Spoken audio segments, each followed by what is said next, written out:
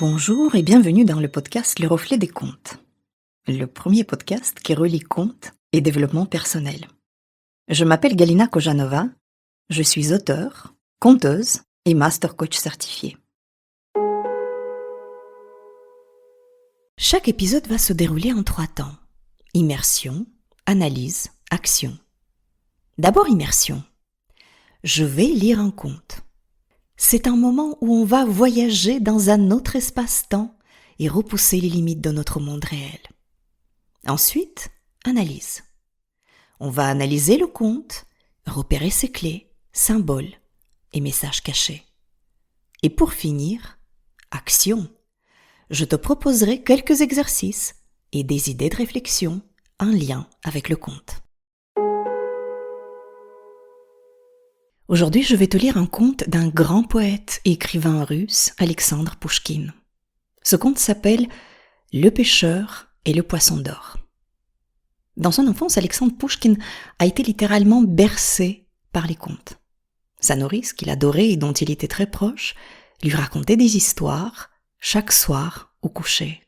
Et lui racontait des histoires du peuple russe.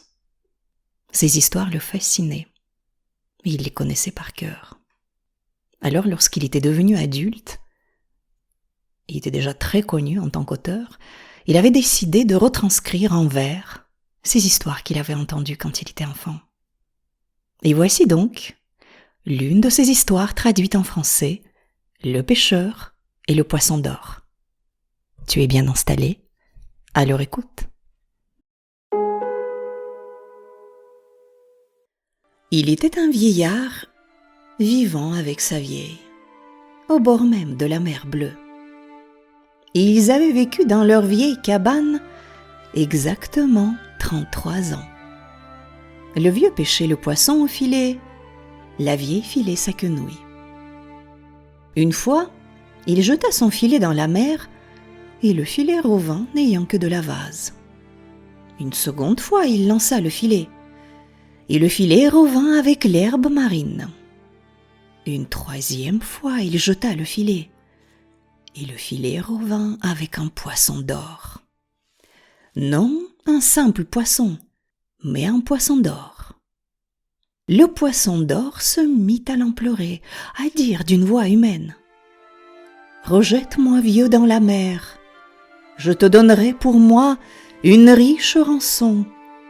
Ma rançon, ce sera tout ce que tu voudras. » Le vieillard s'étonna, prit peur.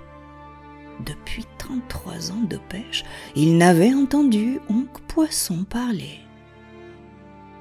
Il rejeta le poisson d'or et lui dit ces bonnes paroles. « Dieu te bénisse, poisson d'or. Point n'est besoin de ta rançon. Retourne-t'en dans la mer Bleue. À ton aise, promène-toi dans ces espaces. » Le vieux s'en revint chez sa vieille, lui conta la grande merveille. « J'ai failli aujourd'hui attraper un poisson d'or, non pas un simple poisson. Le poisson parlait comme nous. Il voulait retourner chez lui dans la mer Bleue, offrait très cher pour sa rançon, offrait tout ce que je souhaiterais. Point n'ai osé accepter sa rançon, alors je l'ai lâché dans la mer Bleue. » La vieille alors de gourmander son vieux. « Imbécile benet, tu n'as pas su avoir de rançon du poisson ? Tu aurais toujours pu avoir de lui une auge. La nôtre est tout à fait fendue. » Et le voilà qui s'en repart vers la mer Bleue. Il voit la mer doucement se jouer. Il appelle le poisson d'or. Le poisson vient nageant à lui, demande : « Qu'y a-t-il, vieux ? Pour ton service. » Avec un salut, le vieux lui répond : « Oh, aie pitié, seigneur poisson, ma vieille m'a tant gourmandé, et ne me laisse pas moi le vieux en repos. Il lui faut une auge neuve. La nôtre est tout à fait fendue. » Le poisson d'or répond : « Ne te tourmente pas, va, et que Dieu t'assiste. Vous aurez une auge neuve. » Le vieux s'en revint chez la vieille. La vieille a bien une auge neuve. La vieille se met à crier encore plus fort. Imbécile Benet, c'est une auge que tu as demandé, imbécile? Le beau profil d'une auge. Va retrouver le poisson imbécile, le salue et demande une isba cette fois. Et le voilà qui s'en repart vers la mer Bleue. La mer Bleue s'est troublée. Il appelle le poisson d'or. Le poisson vient nageant à lui, demande. Qu'y a-t-il, vieux, pour ton service? Le vieux lui répond avec un salut. Aie pitié, seigneur poisson. La vieille crie encore plus fort. Et ne me laisse pas, moi, le vieux, un repos. C'est une isba que la querelleuse demande. Le poisson d'or répond. Ne te tourmente pas, va, et que Dieu t'assiste. Soit, vous aurez cette fois une isba. Il s'en alla vers sa cabane. Mais de cabane, plus de traces. Devant lui, une isba avec claire chambrette, cheminée de briques blanchies et porte charretière en volige de chêne. Sous la fenêtre est assise la vieille. Elle agonie d'injures son mari. Imbécile pied fait, Benet! C'est une isba, Benet, que tu as demandé? Retourne et salue le poisson. Point ne veut être ville paysanne. Je veux être dame noble de haut lignage. Le vieux s'enfuit à la mer Bleue. La mer Bleue est toute agitée. Il appelle le poisson d'or. Le poisson vient nageant, demande. Qu'y a-t-il, vieux, pour ton service? Avec un salut, le vieux lui répond. Aie pitié, seigneur poisson. Plus qu'avant, la vieille est en rage. Et ne me laisse pas, moi, le vieux, en repos. Voilà qu'elle ne veut plus être paysanne. Elle veut être une noble de haut lignage. Le poisson d'or répond. Ne te tourmente pas, va, et que Dieu t'assiste. Le vieux s'en revint à sa vieille. Et que voit-il? Un haut palais. Sur le perron se tient la vieille, avec un mantelet de riches zibelines, lui surmontant le chef une coiffe en brocart, son cou est entouré de perles. Aux mains, elle a des bagues d'or, aux pieds des bottes rouges. Les serviteurs s'empressent devant elle, elle les tape et les tire par le toupet. Oh, le vieux dit à sa vieille. Bonjour, maîtresse, noble dame. Ton cœur, je pense, maintenant est content? La vieille, à l'heure de crier contre lui, l'envoyait servir à l'écurie. 1 semaine se passe. Plus qu'avant, la vieille est en rage et renvoie le vieux au poisson. Retourne, salue le poisson. Point ne veut être une noble de haut lignage, mais je veux être une libre tsarine. Le vieux prit peur et supplia. Oh, que dis-tu, femme? As-tu la cervelle à l'envers? Tu ne sais marcher ni parler, et du royaume entier tu seras la risée. Plus fort que par avant, la vieille se fâcha, frappa son mari à la joue. Oses-tu bien maintenant discuter avec moi? Moi, la noble de haut lignage? Va à la mer. On te le dit de bonne grâce. Si tu n'y vas pas, on t'y amènera de force. Le vieux s'en alla à la mer. Sombre était la mer Bleue. Il appelle le poisson d'or. Le poisson vient nageant à lui, demande. Qu'y a-t-il, vieux, pour ton service? Le vieux, le saluant, répond. Aie pitié, seigneur poisson. Ma vieille est de nouveau en ébullition. Elle ne veut plus être noble. Elle veut être une libre tsarine. Le poisson d'or répond. Ne te tourmente pas, va, et que Dieu t'assiste. Bon, la vieille sera tsarine. Le vieux s'en revient à la vieille. Et que voit-il? Devant lui un palais royal. Dans le palais, il voit la vieille. Elle est tsarine, assise à table. Des nobles, des boyards la servent. Ils lui versent des vins de l'outre-mer. Là-dessus, elle mange du pain d'épices à grandes lettres.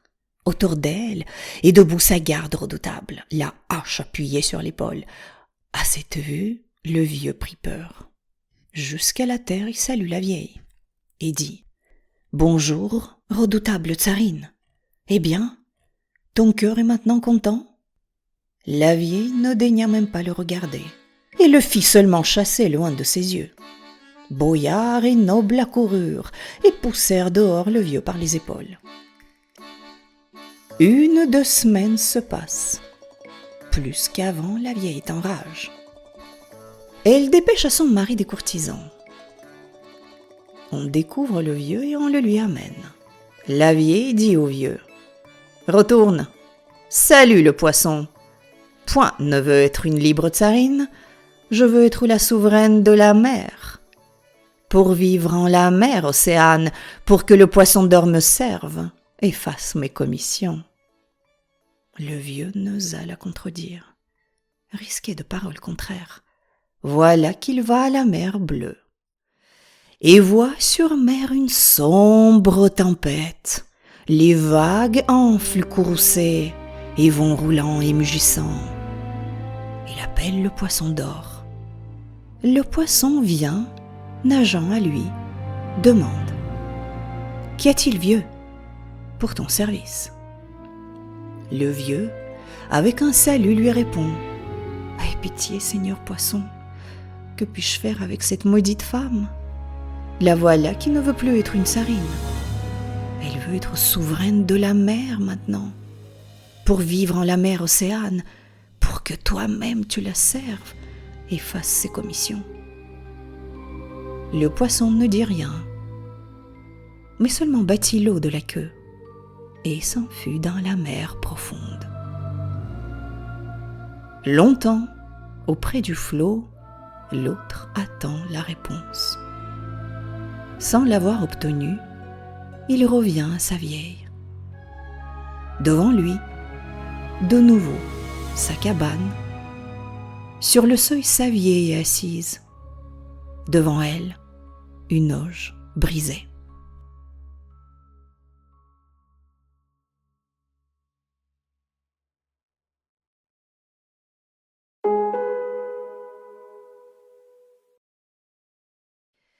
Voici la fin de cette histoire. Pas une fin forcément très heureuse, juste un retour à la case départ, et la boucle est bouclée. Alors, on va maintenant explorer ensemble les secrets de ce conte. Parce que ce conte, il est d'une richesse incroyable. Il contient tellement de symboles et de messages, et en fait tous ces symboles et messages, on les trouve par exemple aussi dans la Bible ou encore dans la Kabbale, l'ancienne sagesse mystique juive. Déjà, la première chose qu'on peut dire est que ce conte nous parle de l'abondance. Regarde, les 2 symboles du conte, qui dans toutes les cultures sont reliés à l'abondance, sont la mer, vaste, puissante, pleine de richesses connues et pas encore explorées, et le poisson. Ici, en plus, ça n'est pas un poisson ordinaire, c'est un poisson d'or qui a des pouvoirs magiques. Donc le poisson a une signification religieuse très importante. Il est synonyme d'abondance dans l'Évangile. Jésus apporte du pain et des poissons. Il y a des histoires de pêche miraculeuses comme dans notre conte d'ailleurs. Et par extension, les poissons vont symboliser les chrétiens eux-mêmes. Et puis le poisson devient la figure symbolique de Jésus pour les pères de l'Église. Ok. Et dans l'Ancien Testament, la Torah, le poisson a aussi une place importante. Dans la Genèse, les poissons sont créés lors du 5e jour, en même temps que les oiseaux et avant le reste de la faune. Et déjà là, le poisson est considéré comme un signe d'abondance et de vie. Alors dans notre conte, on a donc un pêcheur qui va à la mer. Déjà, le premier message, c'est qu'il faut aller pêcher si on veut accéder à l'abondance. Non pas rester dans sa cabane, les bras croisés comme ça, devant son auge cassée, comme la vieille, remarque elle ne fait pas rien, puisqu'elle file sa quenouille. En tout cas, ne pas rester là à attendre que les miracles nous arrivent, mais aller les chercher, aller donc à la pêche. Il faut sortir de chez soi, mettre les mains dans le cambouis et faire des démarches nécessaires. Et si on applique ce précepte à notre vie moderne, c'est aller chercher des prospects, des clients, postuler pour trouver un nouveau job si on veut être recruté, chercher comment investir, par exemple, intelligemment, etc., etc. Apprendre quelque chose de nouveau, acquérir une nouvelle compétence. plusieurs façons d'aller à la pêche. Ensuite, qu'est-ce qui se passe dans ce conte? Le vieux pêcheur, il a une chance inouïe, donc il a trouvé l'accès à l'abondance. Et le poisson d'or lui propose un marché. Et il est donc prêt à exaucer ses vœux. Et c'est là où c'est intéressant. Le vieux refuse. Alors on pourrait croire que c'est là l'attitude idéale à adopter, que le conte essaie de nous enseigner, que voilà, on t'offre quelque chose et toi tu dis poliment non merci, et peut-être espères-tu au fond être récompensé pour ton attitude désintéressée et digne comme ça, voilà. Mais ça n'est pas le message du conte, et ça n'est pas le message des sages. Dans la Bible il est dit, demandez et vous recevrez. Demandez. Il n'y a aucun problème avec ça. Désirer quelque chose, même désirer grand, c'est tout à fait en accord avec la sagesse. C'est normal de désirer plus. Le désir, c'est la vie. Désirer quelque chose nous rapproche de l'objet de notre désir et peut nous donner accès à l'abondance, ou en tout cas, y contribuer. Mais le vieux pêcheur, il n'a pas de désir en fait. Il s'en fiche. Il vit dans la misère, sa femme vit dans la misère, ils ont une auge cassée, une cabane littéralement en ruine, mais ils ne désirent rien. Ok. On va passer un peu de temps sur cette notion de désir ici parce que cette notion est assez complexe. D'abord, attention, ne pas confondre le désir véritable, qui a une finalité, un but, une dimension noble, peut-être avec un caprice égoïste. Quand on est dans un caprice, on ne sait même plus pourquoi on veut ça. On le veut, c'est tout. Un caprice est irréfléchi. Il est changeant. La vieille veut d'abord une nouvelle auge, puis quelques jours après, elle veut gouverner, être la tsarine, etc. Mais pourquoi faire, tiens? Pourquoi elle veut être tsarine? Peut-être pour accéder à un statut social, ou pour dominer les autres. Je ne suis pas sûre qu'elle le sache elle-même, en fait. En tout cas, ce qui est sûr, c'est qu'ici, la finalité n'a aucune dimension noble. Aussi, lorsqu'elle arrive à ce statut de tsarine, elle ne sait pas quoi faire avec. Ok, revenons à son mari. Et regardons-le, non pas comme une personne distincte de sa femme, mais comme une partie d'elle. Je m'explique. Au fond d'elle, la vieille a une croyance profonde qu'elle n'est pas digne d'abondance. Cette croyance, cette attitude, elle est incarnée justement dans le conte par le vieux, par son mari. Comme si c'était la seule et unique personne, tu vois. D'abord, donc le vieux ne demande rien, besoin de rien, désire de rien, et ensuite regarde comment il parle de sa femme au poisson. La vieille crie encore plus fort, il ne me laisse pas, moi le vieux, en repos. Bon, il n'arrête pas de la critiquer.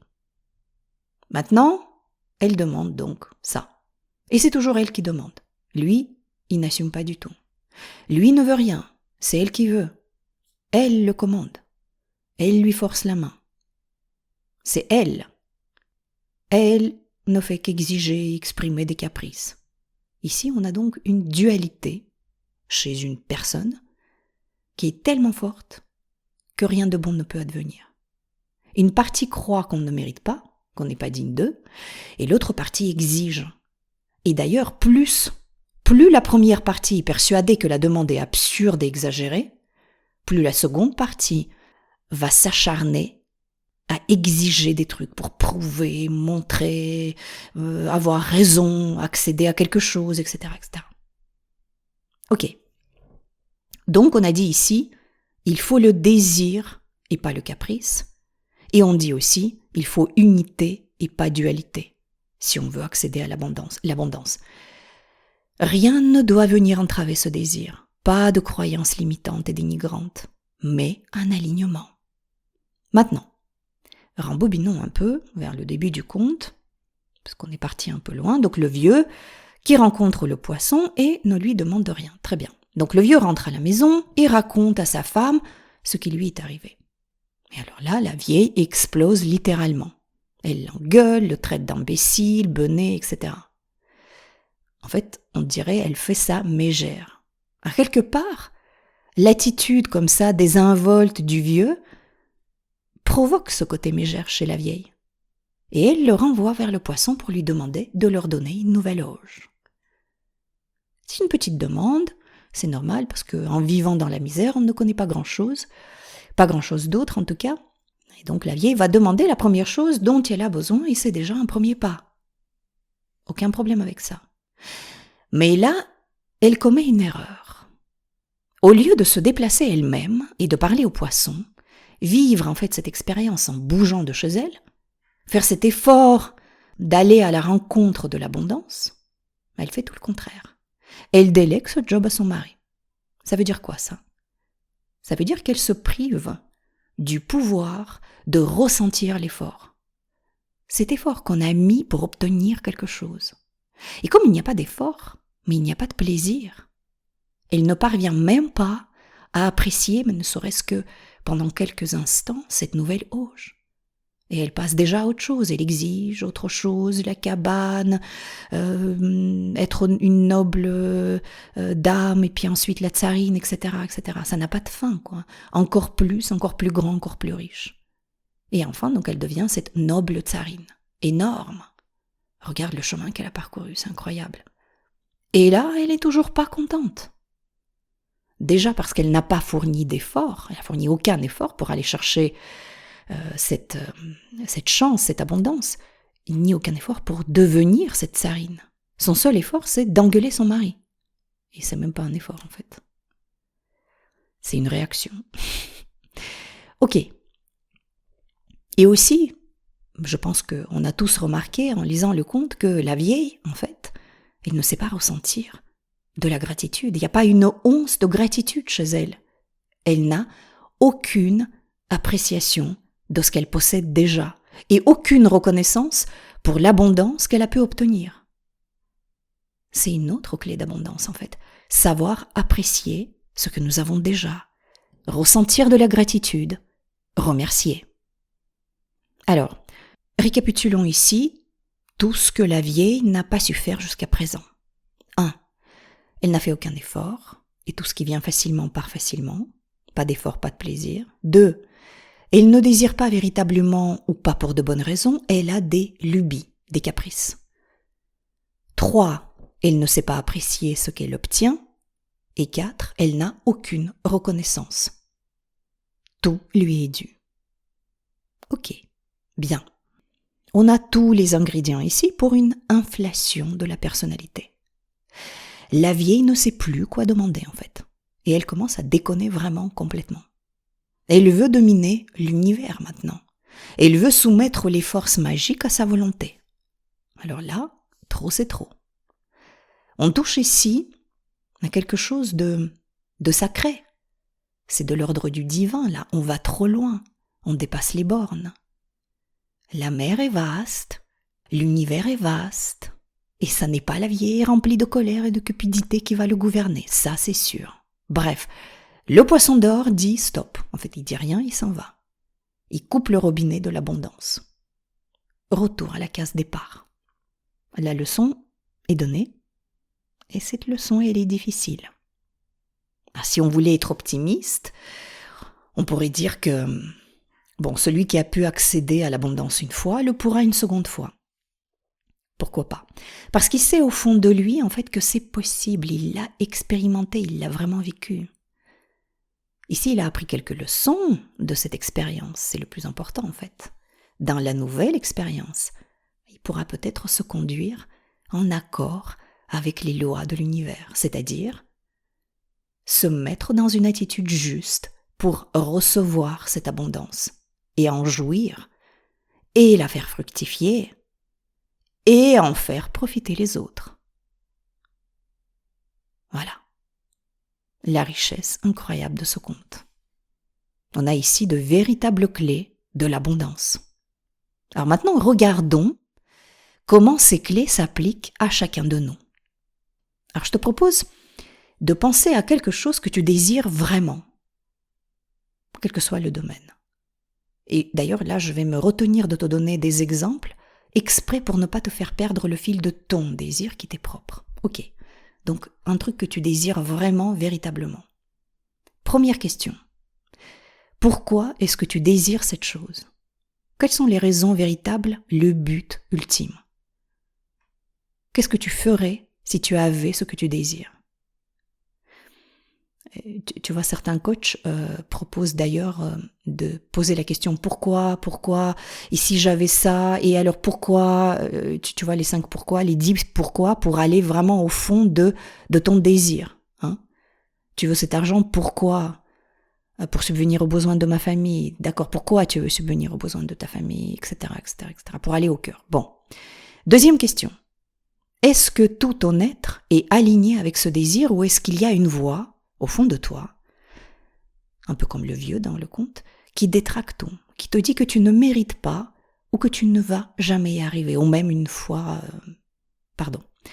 partie de toi, un peu sceptique, peut-être tu considères que tu mérites et que tu es à la hauteur pour recevoir ce que tu souhaites, mais au fond tu n'y crois pas en fait. Ce serait trop beau, ça paraît impossible, et voilà.